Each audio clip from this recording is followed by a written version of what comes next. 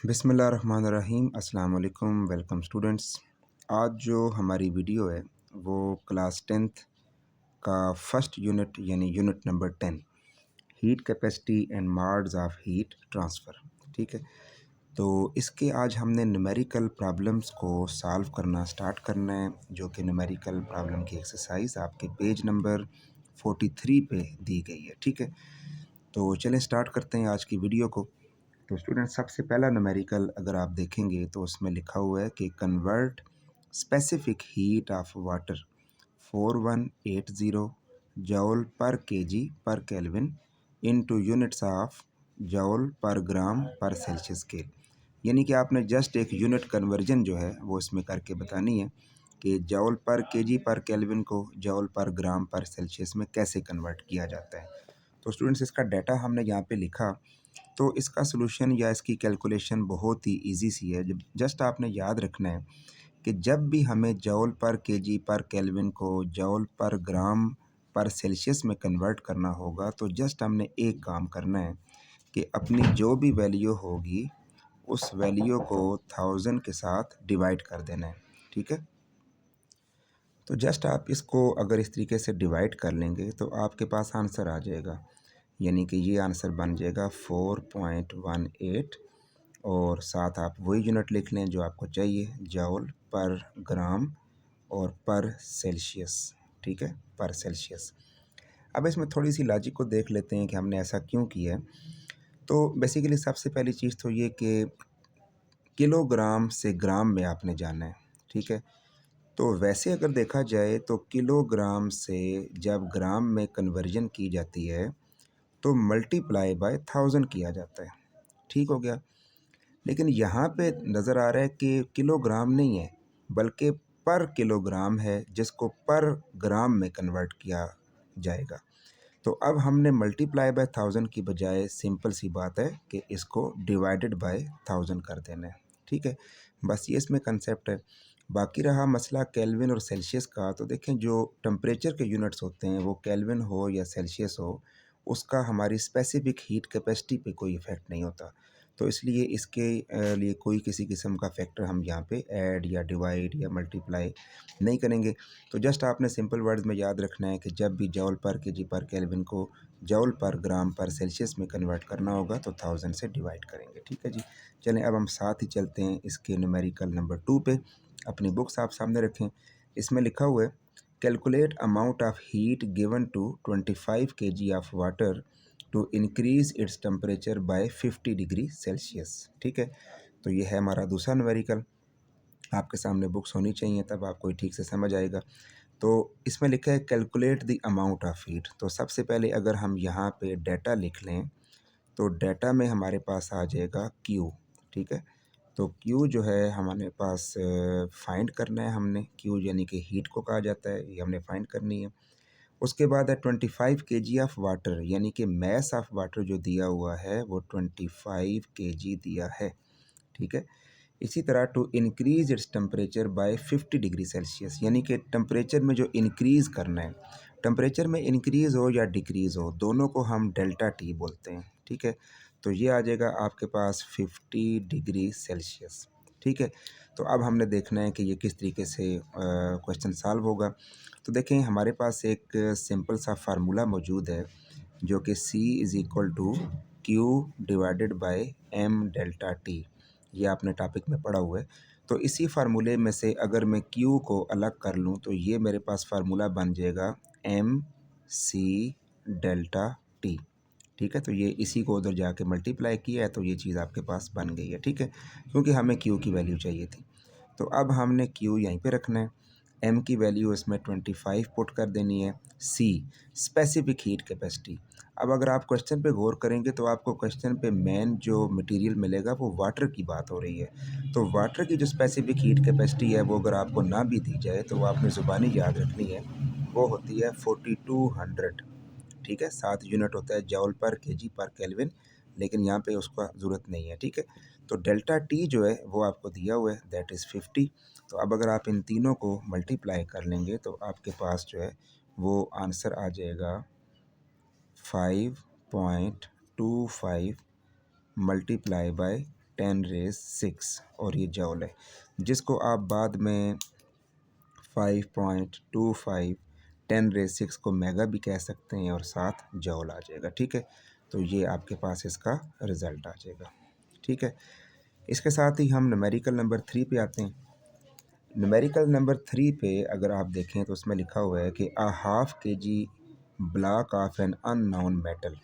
कोई एक unknown metal है जिसका ½ kg है हमारे पास, तो हम यहाँ पे मैस जो है वो पुट कर लेते हैं ½ kg यानी कि 0.5 kg। ठीक है, is heated from 30 degree Celsius to 80 degree Celsius, यानी उसको हीट किया गया है 30 डिग्री से 80 डिग्री तक। तो मैं यहाँ पे लिखूँगा T1 that is 30 degree Celsius और साथ ही लिख दूँगा T2 that is 80 degree Celsius. ठीक है, तो अगर मैं इन्हीं दोनों को यूज़ करके डेल्टा टी निकाल लूँ तो डेल्टा टी जो होता है वो हमेशा टेम्परेचर डिफरेंस को कहा जाता है। तो अगर आप इन दोनों को यहीं पे माइनस कर देंगे तो ये आपके पास 80 minus 30 is equal to 50 degree Celsius आ जाएगा, यानी कि डेल्टा टी हमने साथ ही निकाल लेना है। ठीक है, आगे अगर आप स्टेटमेंट पढ़ें तो उसमें लिखा हुआ है requiring 19 kilo जॉल of heat energy. तो हीट एनर्जी जो उसमें चाहिए वो है 19 किलो जॉल्स। तो किलो जॉल को अगर हम सिंपल जॉल्स में लिखें तो 1000 साथ लगा देंगे तो ये जॉल आ जाएगा। ठीक है, किलो की जगह पे 1000 हम लगा देते हैं। ठीक है जी, अब हमें सबसे पहले पार्ट में क्या कहा जा रहा है, calculate the specific heat capacity of the metal, यानी आपने उस मेटल की स्पेसिफिक हीट कैपेसिटी फाइंड करनी है।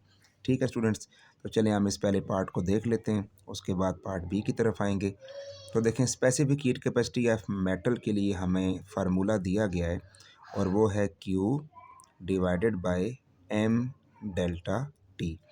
तो देखें C इज़ इक्वल टू, अब Q हमारे पास कितना है 19,000 डिवाइडेड बाय M कितना है हमारे पास 0.5 और डेल्टा T हमारे पास कितना है 50 है। ठीक है, तो अगर हम इन दोनों को डिवाइड कर लेते हैं तो हमारे पास आ जाएगा 760 और चूँकि यूनिट इसका होता है जॉल पर केजी पर केल्विन, तो ये हमने इसके साथ ऐड कर दिया। ठीक है, अब हम आ जाते हैं पार्ट नंबर बी पे।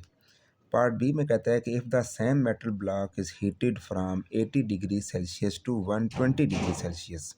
अब नया डाटा है, कहता है कि सेम मेटल बॉक्स है, यानी कि अगर यही मैस यूज़ किया जाए यही वाला, लेकिन उसमें टेम्परेचर हमने थोड़े अलग पुट करने, यानी कि T1 जो है वो आपके पास है 80 डिग्री सेल्सियस और जो T2 है वो है 125 डिग्री सेल्सियस। ठीक है, तो अब वो ये कह रहा है कि बताएं कि how much additional heat energy would be needed, यानी इसमें एडिशनल हीट आपको कितनी चाहिए होगी, यानी क्यू की वैल्यू क्या होगी। ठीक है, तो इसका भी डेल्टा टी हम स्टार्ट में ही निकाल लेते हैं।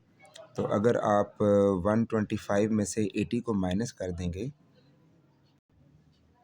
तो ये आपके पास आ जाएगा 45 डिग्री सेल्सियस। ठीक है, ये आपको मैं यहीं पे डायरेक्ट बता रहा हूँ कि 125 में से 80 अगर माइनस कर दें तो 45 डिग्री सेल्सियस आ जाएगा। अब क्यू की वैल्यू निकालनी है, तो पिछले फार्मूले के मुताबिक अगर हमने जैसे लास्ट क्वेश्चन में किया था कि Q is equal to M C delta T, basically इसी फार्मूले से ये बना है। तो ये अगर फार्मूला हम लगा लें तो Q is equal to M C delta T formula लगाया जाएगा।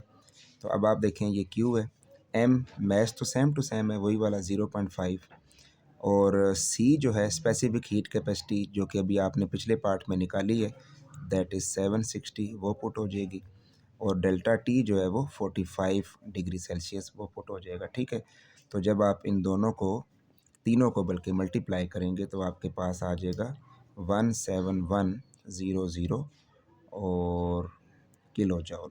ठीक है, बल्कि जॉल में आ गए, तो इसको अगर हम कर लें साइंटिफिक में तो ये आ जाएगा 17.1 किलो जॉल्स। ठीक है, तो ये आपके पास इसका आंसर है। स्टूडेंट्स, इसके बाद हम इसके न्यूमेरिकल नंबर 4 पे आते हैं जिसमें लिखा हुआ है कि calculate the change in temperature. आपने चेंज इन टेम्परेचर फाइंड करना है जिसको हम डेल्टा टी बोलेंगे। चेंज इन टेम्परेचर को डेल्टा टी बोलते हैं। ऑफ 5 लीटर ऑफ वाटर, देखें, वाटर के बारे में आप बात याद रखें कि वाटर का 1 लीटर जो होता है ना, वो 1 केजी के इक्वल होता है, ठीक है? यानी कि जितने लीटर्स होंगे उतने ही केजी होंगे, उतने ही किलोग्राम होंगे। तो यहाँ पे 5 लीटर की बात हो रही है, तो उसका मतलब ये है कि उसका जो मैस है वो असल में 5 केजी है, ठीक है? क्योंकि 5 लीटर्स जो है इक्वल टू फिर क्या होगा, 5 केजी होगा डेफिनेटली, ठीक है? ओके।